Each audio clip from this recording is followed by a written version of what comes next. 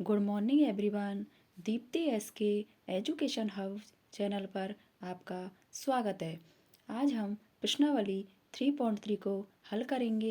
इस प्रश्नावली में हम समीकरणों को विलोपन विधि से हल करेंगे।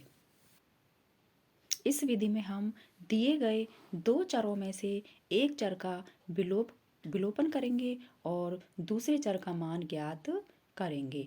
जैसे दिया है 3x + 4y = 10, समीकरण नंबर 1, और 2x - 2y = 2, इसे हम समीकरण नंबर 2 मानेंगे। y के पद को हटाने के लिए समीकरण 2 को 2 से गुणा करने पर हमें प्राप्त होगा 4x - 4y = 4, इसे हम समीकरण नंबर 3 मानेंगे। समीकरण 1 और समीकरण 3 को जोड़ने पर 3x + 4y + 4x - 4y = 10 + 4, इसलिए 7x = 14 प्राप्त होगा और x = 14/7 = 2 प्राप्त होगा।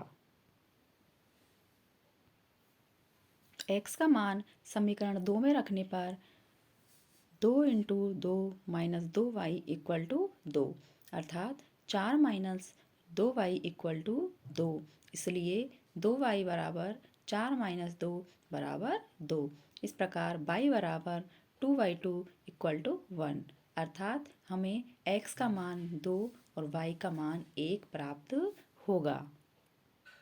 नेक्स्ट क्वेश्चन है xy2 + 2yy3 = -1, समीकरण नंबर 1, एंड x - yy3 = 3, इसे समीकरण नंबर 2 मानेंगे। चूँकि समीकरण नंबर जो 1 है इसमें हर 2 और 3 का LCM हमें 6 प्राप्त होता है, इसलिए हम इस समीकरण को 6 से गुणा करेंगे।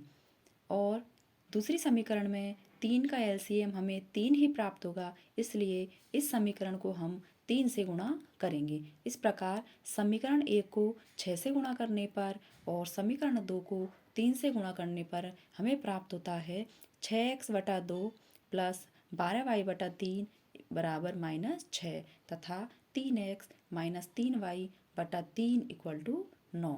इस प्रकार 3x + 4y = -6, इसे हम समीकरण नंबर 3 मानेंगे और 3x - y = 9, इसे समीकरण नंबर 4 मानेंगे।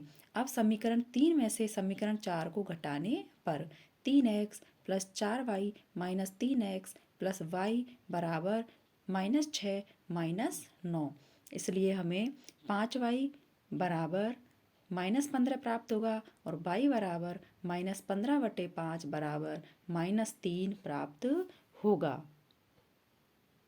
y = -3 का मान जब हम समीकरण 4 में रखेंगे तो 3x - -3 = 9, इसलिए 3x + 3 = 9, इसलिए 3x = 9 - 3 = 6 प्राप्त होगा, इसलिए x = 6/3 = 2 प्राप्त होगा। इस प्रकार हमें x का मान 2 और y का मान -3 प्राप्त होगा।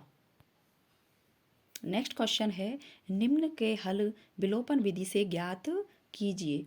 यदि किसी अंश में 1 जोड़ दें और हर में 1 घटा दें तो भिन्न 1 में बदल जाती है। यदि हर में 1 जोड़ दें तो 1/2 हो जाती है, तो भिन्न का मान ज्ञात कीजिए। माना कोई भिन्न a/b है। प्रश्नानुसार ए में 1 जोड़ेंगे और बी में से 1 घटाएंगे तो हमें 1 प्राप्त होगा, तथा यदि ए में ऐसे ही रखेंगे और बी में 1 जोड़ेंगे तो हमें भिन्न 1/2 प्राप्त होगी। इसलिए इनको जब हम वज्र गुणा करेंगे तो हमें a + 1 = b - 1, इसलिए a - b = -1 - 1 और a - v = -2, इसे हम समीकरण नंबर 1 मानेंगे। इसी प्रकार इनको जब हम वज्र गुणा करेंगे तो 2a = b + 1, इसलिए 2a - b = 1, 2a - v = 1, इन्हें हम समीकरण नंबर 2 मानेंगे। समीकरण 1 में से समीकरण 2 को घटाने पर a minus B minus 2m plus B बराबर -2 माइनस 1। इसलिए -a बराबर -3 होगा या a बराबर 3 होगा। इसलिए जब हम समीकरण 1 में a का मान रखेंगे तो हमें प्राप्त होगा 3 माइनस बी बराबर -2। इसलिए b बराबर 3 माइनस 2 बराबर 5। हमने भिन्न a बटा b मानी थी, इसलिए हमें भिन्न 3/5 प्राप्त होगी। नेक्स्ट क्वेश्चन है, 2 अंकों की संख्या के अंकों का योग 9 है। इस संख्या का 9 गुना संख्या के अंकों को पलटने वाली संख्या का 2 गुना है तो संख्या ज्ञात कीजिए। माना किसी संख्या का दहाई अंक x तथा इकाई अंक y है, अतः जो संख्या बनेगी वो होगी 10x प्लस वाई। अब अंकों को पलटने पर बनी संख्या होगी 10y प्लस x, क्योंकि इनके इकाई और दहाई के अंक पलट जाएंगे। प्रश्नानुसार x प्लस वाई बराबर 9 समीकरण नंबर 1 मानेंगे तथा दूसरा समीकरण होगा 9 ब्रैकेट 10x प्लस वाई बराबर 2 ब्रैकेट 10y प्लस x। इसलिए 90x प्लस 9y बराबर मिलेगा हमें 20y प्लस 2x। इस प्रकार 90x minus 2y plus 9y minus 20y बराबर 0। इस प्रकार 88x माइनस 11y बराबर 0 प्राप्त होगा। 11 से भाग देने पर 8x माइनस वाई बराबर 0 प्राप्त होगा। इसे हम समीकरण नंबर 2 मानेंगे।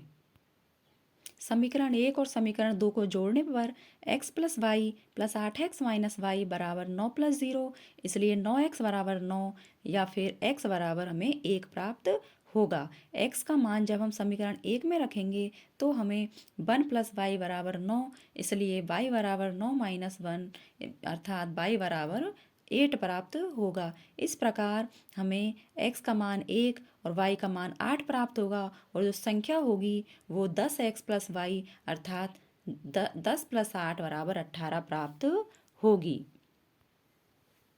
नेक्स्ट क्वेश्चन है, मीना 2000 रुपये निकालने के लिए बैंक गई। उसने खजांची से 50 और 100 रुपये के नोट देने को कहा तथा कुल 25 नोट प्राप्त किए।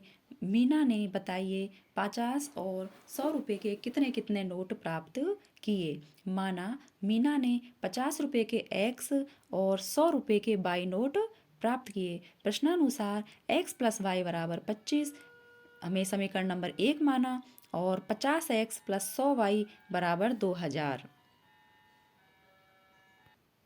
50 से डिवाइड करने पर x प्लस 2y बराबर 40 समीकरण 2 माना। समीकरण 1 में से समीकरण 2 घटाने पर x plus Y minus x minus 2y बराबर 25 माइनस 40, इसलिए माइनस वाई बराबर -15 और y बराबर 15।